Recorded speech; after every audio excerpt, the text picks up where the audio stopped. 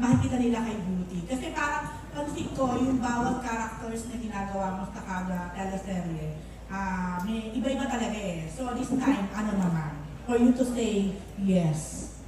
Well, thank you for the questions, Miss Rose. Unang-una sa lahat, I want to thank GMA for continuously supporting me since lumipat ako noong 2021 hanggang ngayon.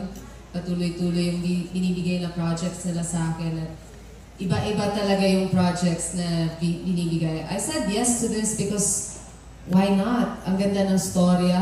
Tama yung sinabi ni Direct Jerry. Each character here will shine. It's not only because of Princess or because of Charlene or because of the Divina, but lahat kami dito may purpose sa story. And I wanna be part of that. Because, syempre, as an artist, gusto ko rin I wanna learn from my co-actors. I wanna learn something new. And it's not always about me. It's about the story. And the story itself is very timely. Ayoko na masyadong idiin pa. Pero, yeah. So, why not? And I'm happy to work, Miss Rose. Sa totoo lang, I love working. It's the only time I get to see my co-actors. I get to talk about art. I get to talk about our work. Sadly, as an artista, wala kaming space na magkikita-kita ulit. So, let's say na matapos na tong show na to, I don't know kung magkikita-kita kami ulit. Kaya happy ako mag-work ulit kasi makikita ko sila ulit by chance and we can talk about art and life. So, yeah. I hope I answered your question. How's Allen and Sophia na mga, of course, mga bagets na artista natin ngayon? How do you see them? I always love to be with the young ones kasi nakakabata. But at the same time, I mean, I'm happy to work with them. I'm happy to get to know them more. Kaso lang nung last taping namin, very konti lang yung eksena pa namin eh. So, I was more with Lauren. So this na pagbukas ng taping namin ulit, I can't wait to get to know them better and hang out with them more. Okay, thanks. Yeah. Para naman kay Denise, well. Hi, Miss Rose. Ayan, hi Denise. 2 decades na rin pala na nawala ka raw sa GMA. So, kumusta yung pagbabalik ka puso?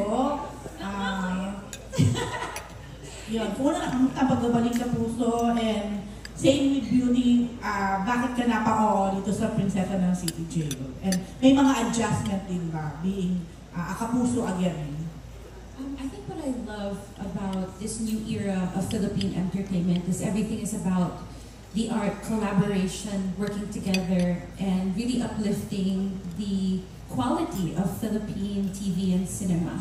So I felt like, why not? Like what Beauty said.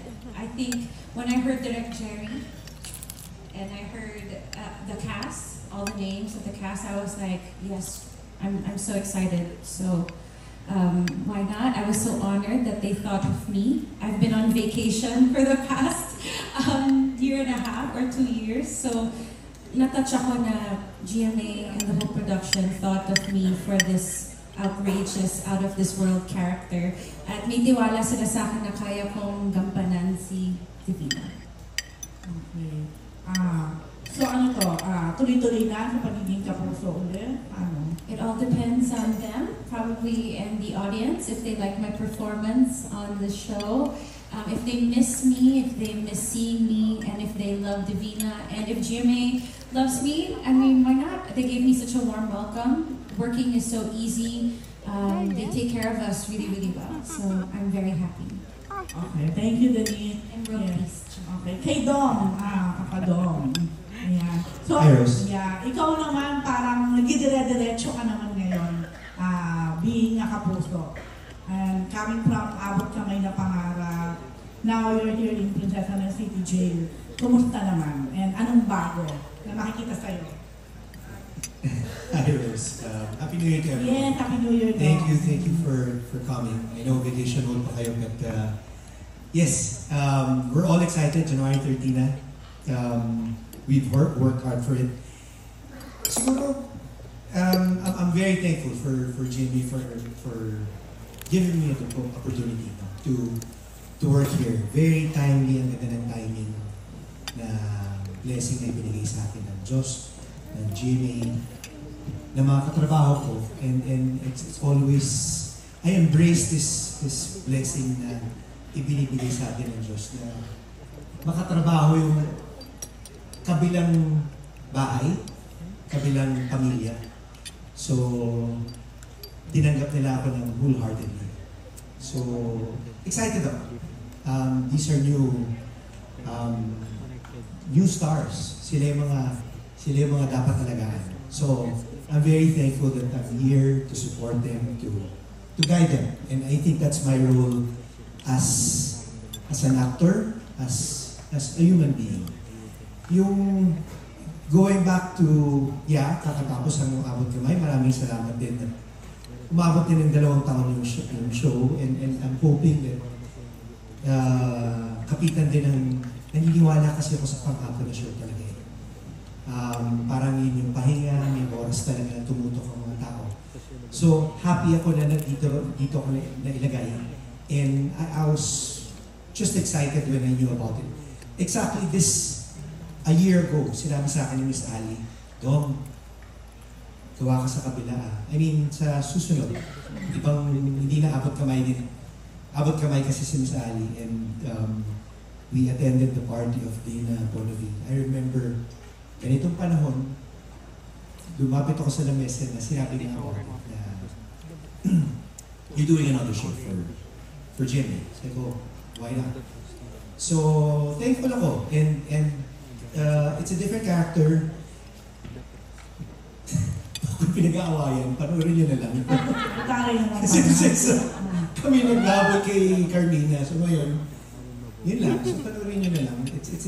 Every role is different. And yun, it's just a conflict. Siyempre, ang conflict ng story is dun sa bida kay Allen, kay Sofia. But dagdag sangkap kami, kumbaga panggulo yung relasyon namin sa aking ex, sa aking present. So, yun lang po. Pero ma-add ko lang. Opo. Going back dun sa panahon na yung mga kabats mo, parang ikaw na lang talaga yung yung nag-continue talaga na mapanood pa rin, and ito nga, pinag-aagawan pa, sabi mo. How do you feel about it? Kumbaga yung longevity. Sa eksena na rin yung pinag-aagawan. No, but again, I'm always thankful. Gaya nung una natin interview ng ilang taon na, Rose, parati ko sinasabi, acting wasn't in my dictionary. Hindi ko in-expect na mag-aartista ko. But dito ako dinala ng Diyos. I think it's God's will that I'm here in front of you guys. Ginawa ito prinsesa ng City Jail. And I'm just embracing what He gave me. Kung ano man talent ito, ito'y isang talent na minahal ko at patuloy kong pinag-aaralan. And every bit of project, whether one day of taping ko lang or buong serye kasama ko, I'll make sure I'll give 200% of what's given to me. Okay. Thank you. Last na lang po. Thank you, Rose. Ayan. Para kay Sophia. Ayan. Sophia, ikaw, Eben Allen, next, in a way,